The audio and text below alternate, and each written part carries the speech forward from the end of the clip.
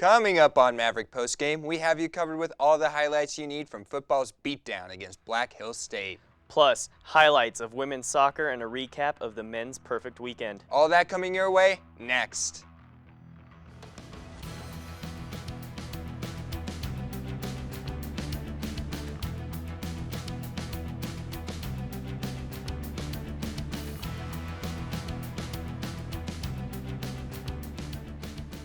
What's going on, Mavs? October is upon us. That means light jackets, pumpkin spice lattes, and the heart of football season. I'm Joe Azar. And I'm Bryce Reedy. So the Mavs had a great start to their season heading into Saturday with a 3-1 record, including 2-0 in the RMAC. They looked to keep their perfect record when they faced off against a Black Hills State team that had yet to win a game.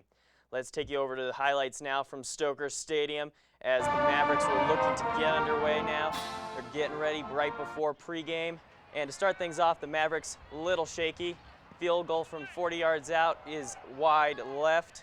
So that means that Black Hills State takes over. And Fidel Paris from 8 yards out brings it in, touchdown. 7-0 after the first quarter, but then the offense was looking to get going. DJ Hubbard, whoop, diving touchdown from 23 yards out, 7-7 now, and it was just all Mavericks from there.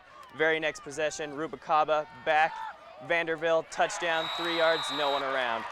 Then, on the very next possession, again, big play now. Rubacaba goes back. He looks deep, down the sideline. Brown is there, 57 yards, touchdown, Mavericks. That made it 21-7, and then to tack on right before the half, our kicker makes up for his miss, 24 unanswered points in the second quarter. Then, on the very opening drive of the third, Rubacaba again to Moon, toe tapper, touchdown. That was brilliant.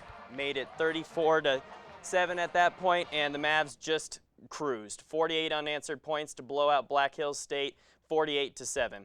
Quarterback Sean Rubacaba had 343 yards through the air and threw for another 3 touchdowns. CMU running backs rushed for a total of 229 yards, with DJ Hubbard leading the way, 129 and a touchdown. Sideline reporter now, Justin Bell, was able to catch up with Hubbard and others following the game. Here with DJ Hubbard after the big win. Talk about the win, DJ. Hey, great performance by offense, defense, special teams, complete win. Feels great. I mean, hey, what more can you ask for? You know, we all came together and we balled out. It feels great. I think we came out good. We came out a little slow, but, we missed some opportunities, especially on offense in that first quarter. But, after that, I think, we got all 3 phases going. Well, when we look at the tape, there will always be individual things that we see on stuff. And the same thing, even from a team standpoint. In a pass game, we still missed a couple reads. Sean threw the ball really, really well today. Eric came in and threw the ball really well. But there's still a couple things we can be even better on yet. And the same thing, even from a tackling situation. Black Hills is a very good offensive football team. They've got a great plan. And when you look at that, we've got to just continue to know that our guys can make tackles in the open field. Teams are going to get some yards with some of the offenses you're seeing between the run and the pass game. And so, obviously, we just got to take the things individually and say, hey, what can we do individually to get better and make us better as a team? The Mavericks were able to improve to a 3-0 perfect conference record after Saturday's win, and they will look to remain perfect when they go on the road next Saturday. For more, we have Justin Bell. Thanks, guys. The RMAC conference schedule sends the Mavs out on the road this week as kickoff is set for 1 p.m. Saturday in Las Vegas against the Cowboys of New Mexico Highlands. The Cowboys are 0-5 this season. We've had to battle against some really good teams, and playing a winless team always comes to the territory of also playing a hungry team. Quarterback Sean Rubacaba knows that fact wholeheartedly and won't let his team down, saying after the big win this past Saturday, "We can enjoy this one for tonight, but it's on to the next game in the morning." That next team features receiver Kurt Terry Springs, who had 10 catches last week, and big red zone threat Dominique Bieria. On the other side of the ball, New Mexico Highlands defensive captains Eric Zarate and Don Carter are a threat for double-digit tackles every week, so keep an eye on them as well. That's it for the report on the New Mexico Highlands Cowboys. Back to you guys in the studio. Now the Mavericks soccer team already tied their win total from last season, which was only 1 win. However, Coach Jason Clare and the girls seem like they improved every single week, and every game is another opportunity for them to surpass last season's win total, including the opportunity they had against Regis. We now go to Walker Field for the highlights. It was a beautiful day. The wind just died down before. We're going to start with the set piece here, a corner kick for Regis, and no one is there. It's a 1-0 lead for the Rangers. Later on, they had an opportunity to make double their lead, and a nice save by Richmond Bucola that allowed Sarah Pope, the number 10 for the Mavericks, to find Amanda Wenzel. Little luck of the dink, and then Wenzel with a little chip over. Beautiful goal. That tied the game up at 1 apiece. However, Wenzel got a little bit banged up here, but she was able to continue. It's into overtime, sudden death overtime. Here comes Sarah Pope. Finds Belizer. Could they win it? Good save there by Kat Crump, the Regis goalkeeper. That ends in a 1-1 draw. Wenzel salvages the draw for the Mavs. They tie with Regis with a goal for each team, and I was able to get a word with Wenzel and Coach Claire once the final whistle blew. All right, and I'm live here with Coach Jason Clare of the Colorado Mesa women's soccer team. And Coach, you were down by 1, and you were able to rally down. You couldn't get the win, but you were still able to get behind your team and able to at least take a tie out of this. Your thoughts? I'm just really, really proud of the way the girls just kept on going a goal down against a good Regis team. We never gave up, and that's what we've been telling the girls all the time. We don't seem to get the rubber to green, but what we got to keep doing is we got to just keep going. And I thought we did that. I thought our response, we talk about making mistakes, and it's the response that is the critical thing. And I think our response tonight was really good after going a goal down against a strong team. And then I think we started to control the game, and we started to really believe in ourselves, which is really, really important. And Amanda Wenzel, what a great goal. Great ball through as well from, I think, Sarah Popey, if I remember correctly.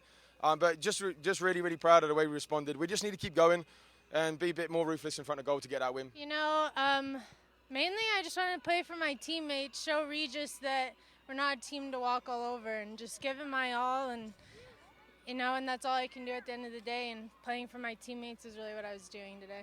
And Amanda, you got a little bit of bumps on the road, but you were still able to get the tying goal, a huge tying goal for you.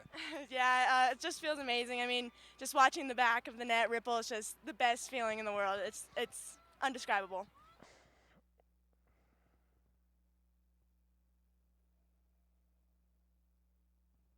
Now CMU was able to salvage a draw against Regis, but the same can't be said against Metro State. After falling behind, it looked like there were some hope for the Mavs after they scored 2 goals in a span of 35 seconds. However, Metro responded with 2 goals of their own to take a 3-2 win. CMU is still looking for that desired second win of their season, and they'll look to get it when they travel to Colorado Springs to face UCCS on Friday. Moving on over to the men's team now, as they were looking to continue their strong RMAC play this past weekend, starting with Adams State on Friday. In a very lackluster performance by both teams, the Mavericks were able to take advantage of the lone big mistake by the Grizzlies, thanks to Trenton Atkins scoring on a penalty kick in the 22nd minute. That was all CMU needed in the long run, as they won the game 1-0. The Mavericks outshot ASU 12-4 in the contest as well. Advancing over to Sunday now, the Mavericks were looking to make it 4 in a row against a very good Fort Lewis team. The Skyhawks came into the game 7-2 on the season and also undefeated in RMAC play. That didn't scare off CMU, however, as they came out firing. Just before the end of the first half, Luis Schreit scored to give the Mavs a 1-0 lead. Then in the second half, the Mavs ran away with it, thanks to 2 goals scored by Alec Dinsmore and Blake Carlson. So in the end, 3-0 was the final. Mesa outshot the Skyhawks 15-7 and were much more aggressive team throughout. This improves Mavs' record to 7-2-1 on the season and into sole possession of second place in the RMAC behind Colorado School of Mines. Their next opponent will be Colorado Christian on Friday before a showdown on Sunday where Mesa will be heading to take on the undefeated Mines. Now both the men's and women's tennis teams had successful weekends as well, with the men going 3-1 while the women went a perfect 4-0. The women started by taking down both Dixie State and Metro State 6-3, with only losing in the number 1 and number 2 singles. They dominated CSU Pueblo 8-1 and swept doubles against Colorado College. The men started their weekend with a victory as well, thanks to a 9-0 win over Colorado Christian, but then narrowly lost to Metro State 5-4. Luckily, CMU bounced back with a 6-3 win over CSU Pueblo and finished off their fall season with another 9-0 victory, this time against Colorado College. CMU was also host to the Maverick Classic this past weekend, a two-day cycling event that had CMU cyclists pinned up against other colleges. Saturday consisted of the downhill and cross-country races up by the trailhead near the Colorado National Monument. The Mavs had several racers placed within the top 15, including Cassie Ross, who had finished second in the women's team, and Evid Rode, who placed second for the men's. Then on Sunday, there was a short track event that took place throughout campus. Once again, Ross found herself a top finisher in the event for the Mavericks as she came in 4th place. The next race for the Mavericks will be next weekend down in Angel Fire, New Mexico, where they'll be looking to finish the season strong before championships. All right, it's now time once again to announce our Maverick of the Week, and for his performance against Black Hills State on Saturday, that honor goes to DJ Hubbard. Hubbard was a dominant force on the ground, carrying the ball 17 times for 129 yards and a touchdown, including that 22-yard run score. He also had 2 receptions for 29 yards out of the backfield, and that was just enough to get him Maverick of the Week honors. With the football team on the road this weekend, KMSA should be back at it again with their live stream of the game against New Mexico Highlands. The stream will be available on the TVs at the points, so come on over and enjoy some good food and football. They'll also be streaming the Thursday night football game for the NFL as well, so if you're into pro sports, definitely go check that out. That wraps up our show today.